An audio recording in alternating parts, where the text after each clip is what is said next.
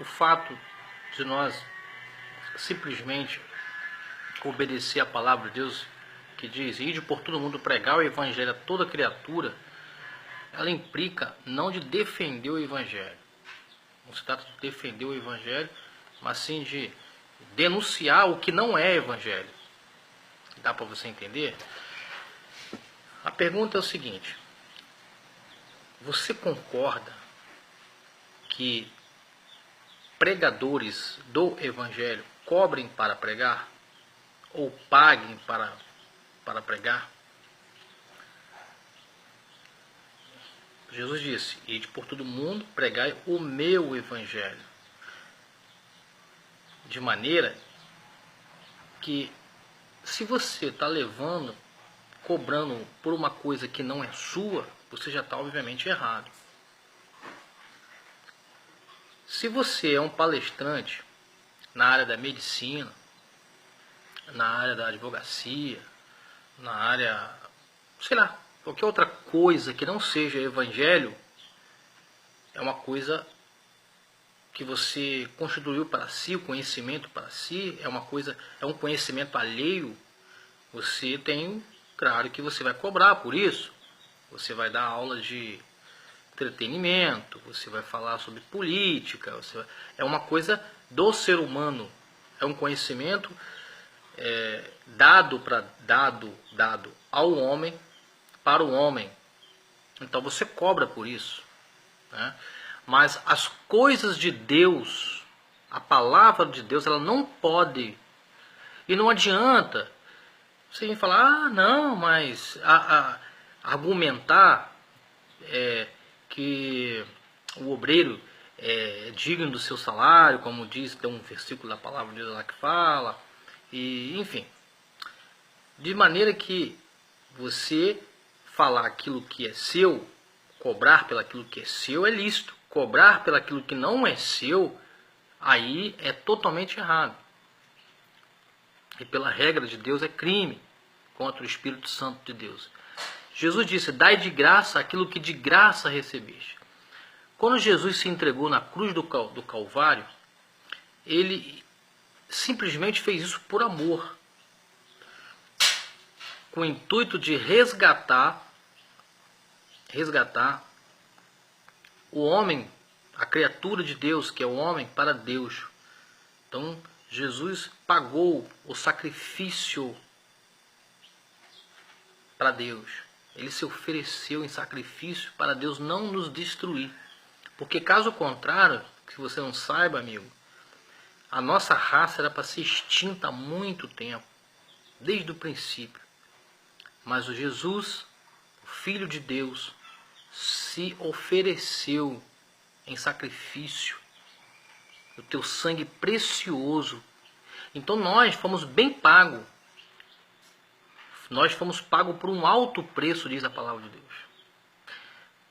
Para hoje, alguns cobrarem para pregar, pagarem para pregar, adquirir fama em cima do evangelho que é de Cristo, que é de Deus. Então, nós não defendemos o evangelho, porque o evangelho não precisa ser defendido. Não é? Toda pessoa inteligente conhece uma réplica de um aparelho falsificado, a réplica de um celular, de um tênis, de uma roupa. Se falsifica tudo isso. Mas todas as pessoas conhecem muito bem o que é falso e o que é verdadeiro. O evangelho não tem como falsificar ele. O evangelho não tem como falsificar. Porque a Bíblia ela é plena, ela é única. Por mais que as pessoas fazem sufismo da palavra de Deus, distorcem a palavra de Deus, ela continua aqui, ó, fiel e verdadeira. Ela só vai ter efeito falso na vida das pessoas que não querem estudar essa palavra, na vida daquelas pessoas que não querem esse conhecimento. Mas ela por si, ela é poderosa. E aqui, dentro dela, há argumentos o suficiente para rebater com todas as heresias que acontecem no mundo religioso.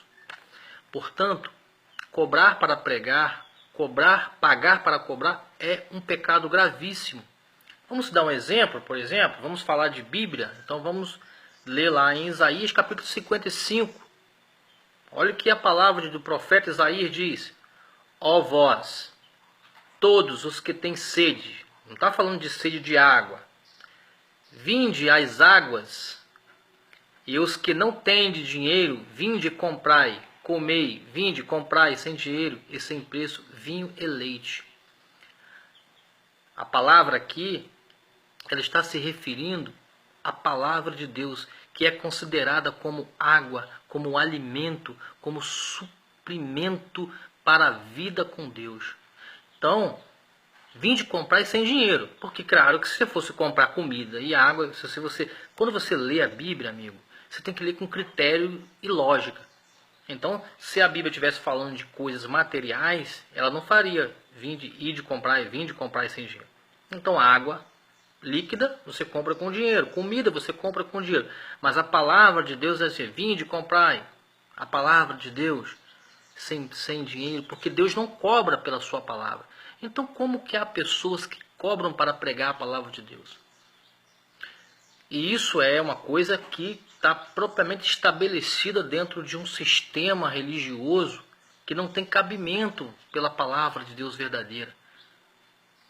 Grandes congressos aí, pessoal, e não adianta falar que é mentira, não estou aqui mentindo, porque eu ouvi dos próprios pregadores, dos pregadores renomados que pregam em grandes congressos, que eles pagam em um lugar onde vai muitos representantes. Obviamente, se você vai pagar para pregar, você vai ficar super conhecido, vai ficar tipo fazer uma propaganda do seu conhecimento. Só que você está fazendo, só que quem faz isso está se autopromovendo com aquilo que não é seu, porque o evangelho não é meu para me cobrar. O evangelho é de Cristo. Jesus disse, a ordem foi: ide, pregai o meu evangelho a toda criatura. Ele não, em momento algum, disse para cobrar. E as pessoas estão pagando para cobrar, para pregar. Estão cobrando para pregar. Famas. Né? Dos maiores pregadores que você, cristão, conhece, todos eles têm um cachê enorme. Todos os cantores gospel, a maioria deles, a grande maioria, cobram. Tem que haver um cachê primeiro, porque vivem disso. Quando na verdade isso era para ser o evangelho de Cristo, seja ele pregado, cantado, ele era para ser.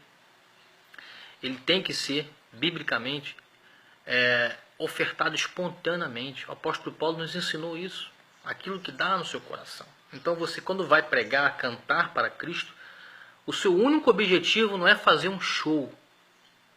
É simplesmente falar do amor de Deus para que as almas se convertam. Da mesma forma que alguém falou para ti e não te cobrou nem um refrigerante, falou do amor de Deus para você e você aceitou, agora você vai falar.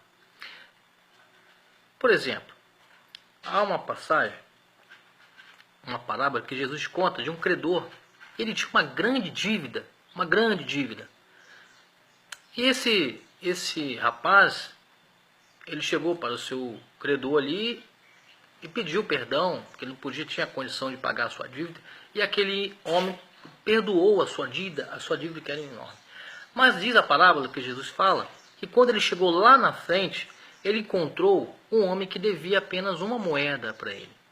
E diz a parábola, que aquele homem mandou prender aquele homem e não perdoou aquela pequenina dívida. Ou seja, recebeu um perdão de uma grande dívida, mas negou o perdão de uma pequena dívida. Assim é o ser humano. Isso é um exemplo clássico que Jesus está dizendo que Deus perdoou os nossos pecados, salvou nós, nos doou a sua vida por nós, e agora nós cobramos pelo seu próprio sangue. E há relatos aí inteiramente inadmissíveis. No próximo vídeo estarei falando mais sobre isso. Valeu, obrigado.